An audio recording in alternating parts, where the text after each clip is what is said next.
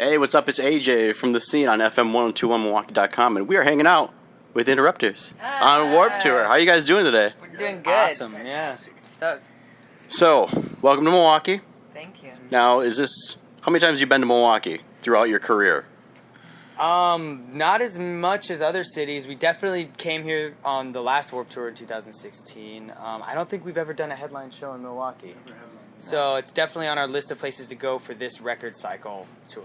Yes, please. Speaking of which, Fight the Good Fight, almost a month old, I know. right? June 29th, I think, was when it came out, right? Yeah. So, does it feel like a month? What's that process been like, dropping the new album? Like, how's that been so far? It's exciting. We're excited to have people hear it, and it doesn't feel like a month. It feels like it was just a couple days ago. I know, it really does. But we've just been hitting the ground running. We've just been busy, being out on the road, and we're just happy to share it with everyone. I do have to say also that we didn't start recording this record till January of this year, so the whole thing seems really fresh and really quick. Because usually, you record a record, you kind of sit on it for 6 months, and then do more songs, mix it, master it. But this one was like record, mix, master, boom, and now it's out in the world. So even being a month old, I'm like, it's still so fresh to us. Yeah. So now this is your third full length, correct? Mm-hmm. Correct. So now, like, being a fan, stepping away from a little bit, like, being a fan, I feel like you guys kind of, like, hit your stride now. So, like, how was recording this album? Do you feel like you're just going with the flow? Was it a little bit tougher recording this album? Like, how did that go for you? Like, how was the writing process? We had about 30 to 40 songs to pick from. We were always writing, and it was just a lot of material to go through, and we just we tried everything, and we tried everyone's idea, and we just ended up with 12 songs that worked well together.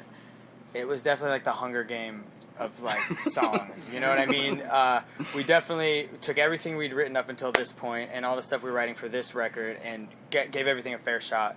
Took a look at everything. Got in the studio with Tim Armstrong, who's produced all 3 of our records. I was going to get to that, too, yeah. Not only, like, amazing producer, but also just a band dude who gets it and a songwriter. So when we're bringing him songs, he's able to give a really good objective view of it. And once, like, the 5 of us are like, that song's definitely, making the record, kind of. We know that we're in a good place. Okay. So how did that relationship with Tim Armstrong of Rancid start? It actually started right here in Milwaukee, believe it or not. Really? Not really Milwaukee, but on the... I'm like, it did? I'm super excited. I joined the Transplants as their touring keyboard player in 2005, and I went on the Warped Tour with them. And the reason I say right here in Milwaukee is because the tour started in Columbus, Ohio, and the second show was in Milwaukee. All right. So I remember my first night ever on tour, I got bus sick, and everyone was asleep, and I had to make the bus driver pull over, and I had to throw up on the side of the highway. No. It was a nightmare. And the next morning, I remember being like, I don't know if this lifestyle is for me. But I remember waking up right here and going I've under. never heard this story. Going under I walked under this bridge, right? And there was, because I was on tour with the Transplant, so there was Tim, and then our friend Rachel, who actually has done a bunch of our videos, but she was doing videos for Transplants at the time, walking up, and Rachel goes, let me get a picture of you two.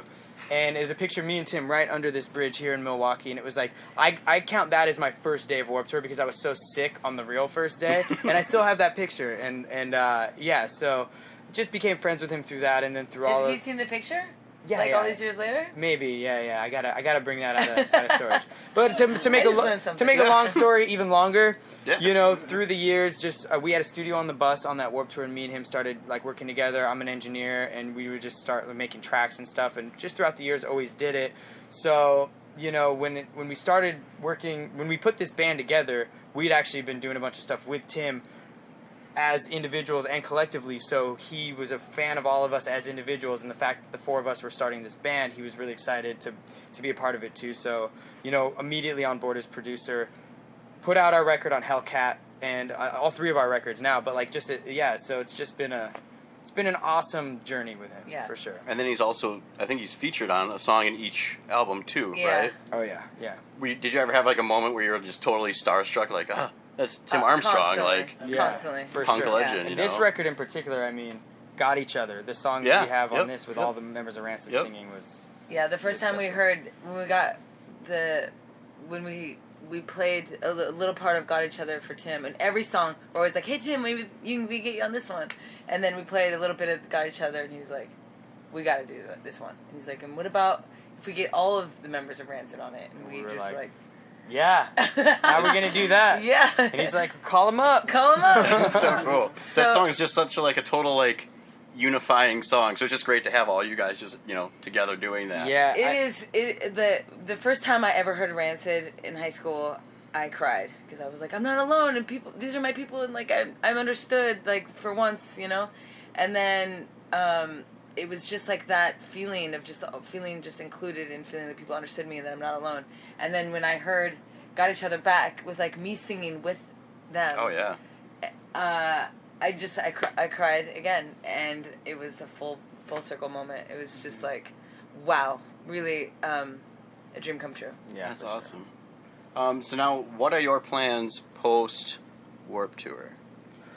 Well, we definitely are working out some fall dates here in the States that will be announced very soon. Okay. Not a full headliner. We're really, we want to do it right for this record, so probably in the springtime we're going to do a full U.S. kind of North America thing. But we have a tour in England, the UK, in December. We're doing 8 dates out there. Mm-hmm.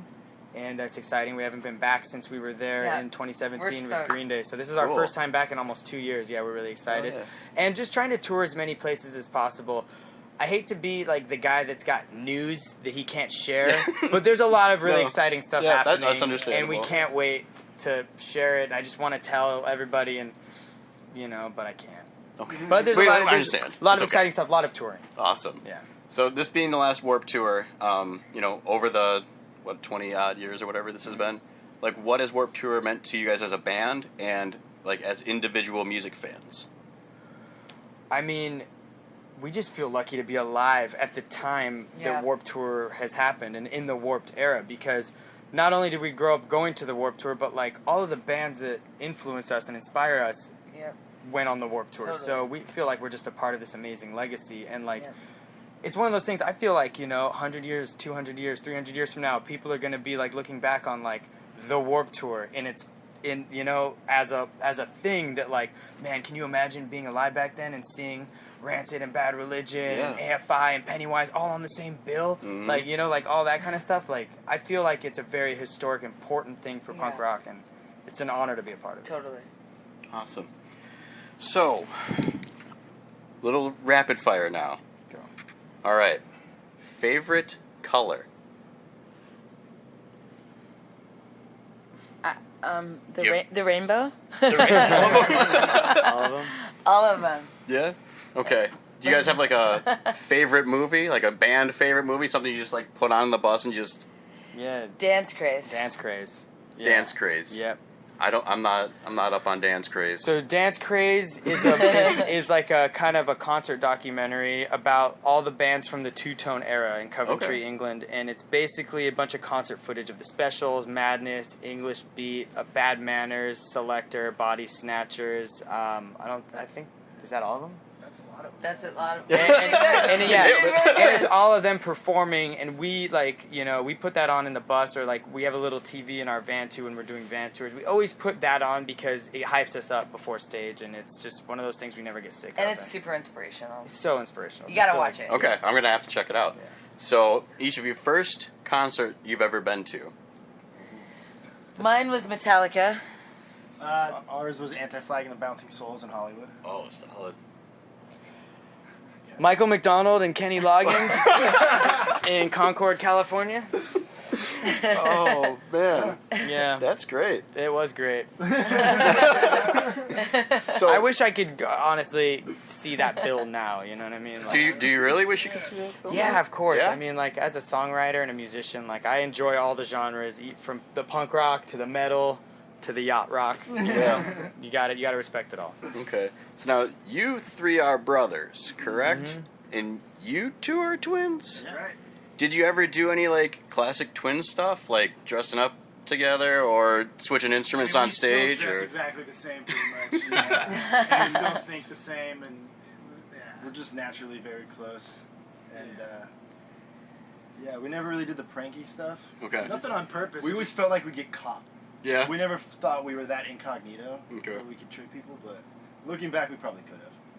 Because, I mean, I'm super close with my sister, and she's one of my best friends, but at the same time, we can also irritate each other quicker than anything. So, like, being in a band together, like, how is that? Do you ever get under your skin, like, super quick, or? I could get under all three of these people's skin in a matter of seconds if I wanted to, but the trick is to not do that. Yeah. You know what I mean? Yep. And they could do the same to me, I'm sure. You know, that's the thing is, I think being in a band is just as intimate a relationship as a sibling relationship. You know, we spend more time together than, like, is probably healthy for any human beings. Sure. Yeah. So yeah, the trick is to not get under each other's skin, and to respect each other's space, and to actually respect each other's like differences, and know that like and just love everybody for who they are.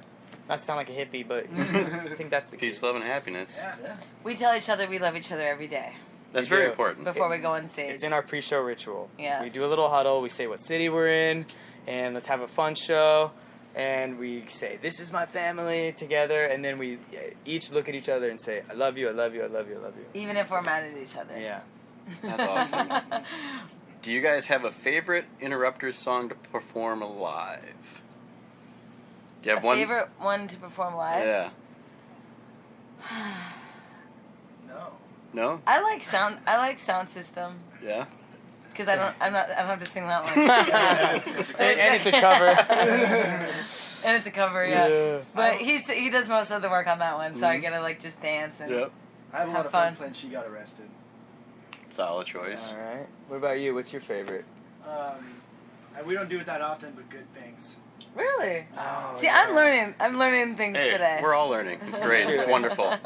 One of my favorite songs is, I can't pick a favorite, but one of my favorite songs to play of ours is Phantom City, because it's so different than any of our other ones, and it's such a fun vibe, and every time we play it, it feels good. And Tim was on that one. Tim was on that one too, Yep. yeah. And I get to sing all Tim's parts. So Oh, really? Okay. yeah, mm-hmm. How's that? You know, it's big shoes to fill, and as long as the audience understands that I am going to perform them to about maybe 75% of what he would bring to the table, then we're all good. As long as they're not expecting, like, sometimes we start that song and I see people start to look around. And I'm like, oh no, they're going to pop out they're somewhere. going to be so disappointed when I come in with this verse right now. Here we go. But no, it's all good. But you know what the cool thing is every time we're in LA and anytime Tim's around, like we've toured with Rancid, he always jumps on stage with us, and that's so exciting for us. And it's like, it's almost harder to perform when he's there because we all just start watching him. We're like, can you believe this is happening? Yeah. So to go back to what you're saying, like, do you Yeah. still get starstruck? Yes, of course. And like anytime he jumps on stage with us, we're all like, can't believe this is happening. Yeah. I can't imagine. Yeah. Oh, well, thank you guys so much. Thank you. Have a wonderful Warped Tour, rest of Warped Tour. Thanks for Thank being in you. Milwaukee. Thanks for taking the time to do this. Yeah, for sure. Thank you. I'm AJ from The Scene on FM121Milwaukee.com. This is The Interrupters. See you guys later. See ya.